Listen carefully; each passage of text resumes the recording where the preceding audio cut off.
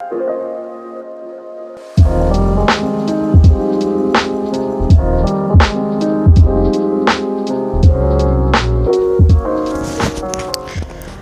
everyone, so today we're taking a look at Deuteronomy chapter 10, and in verses 1 through 5, Israel broke the law through idol worship, much like how Moses physically broke the law. So Moses was so angry, remember when he came down from the mountain and they were worshiping a calf, unfortunately led by Aaron himself, which he was supposed to be, a leader in the community, a religious figure, and lead the people into making good decisions and not idol worship at the very least. But that represented, Moses physically breaking the tablets was much like the representation of Israel breaking the law, the covenant that they had with God. However, God restores.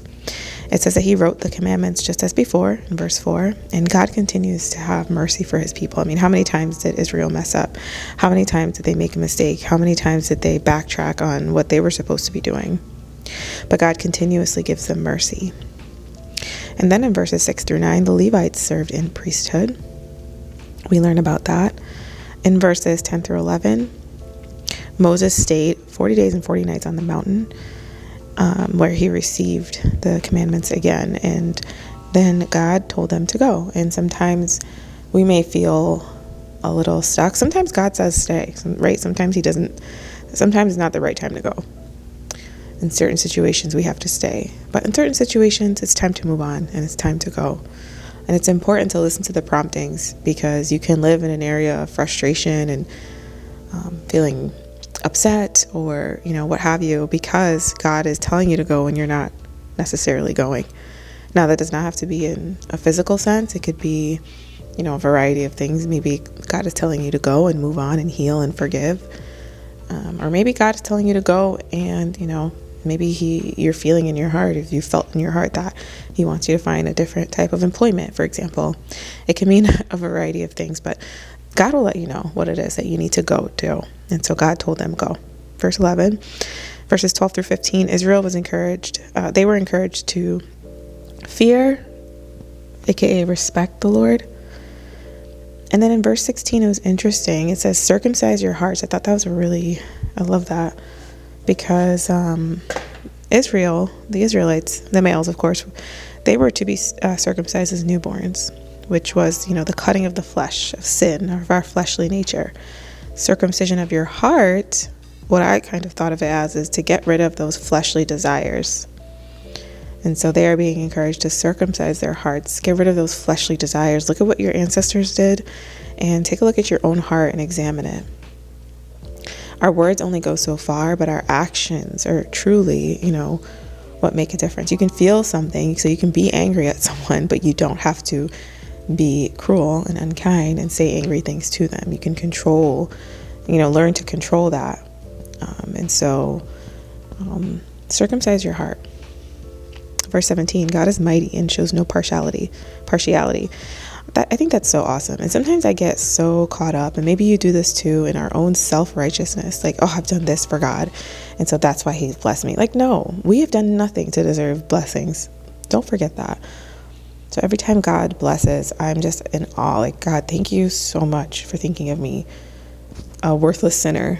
However, I am I am a child of God, and so my worth is in you.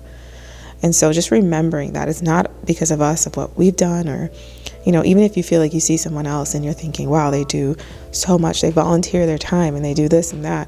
While those things are wonderful, and yes, we should all do for others, God does not show partiality. So he does not favor one person over the other.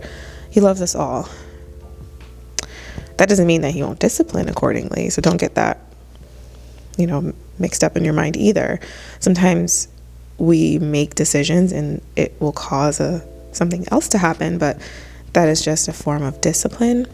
That's a whole other video though, but just know he doesn't show any partiality. And he defends the less fortunate, verse 18. Verse 19, Israel commanded to love foreigners as they were foreigners in Egypt. Verses 20 through 21, fear God and serve him. And we can even follow this today. This is something that we can hold fast to today. In verse 22, really reminded me of Abraham's promise that was fulfilled Abraham's promise in Genesis 22:17. And so I feel like the way that that's worded, God is saying, I fulfilled Abraham's promise and I will fulfill this promise as well, my promise to you in this promised land. I thought that was really cool how, he talked about the word was saying that there were stars in the sky. You left Egypt and you were only 70 people, and now you're as numerous as the stars in the sky. And so that is very much so reflective of the promise of Abraham. And they are standing in they are Abraham's promise. And so now they're entering the promised land that God has promised to them.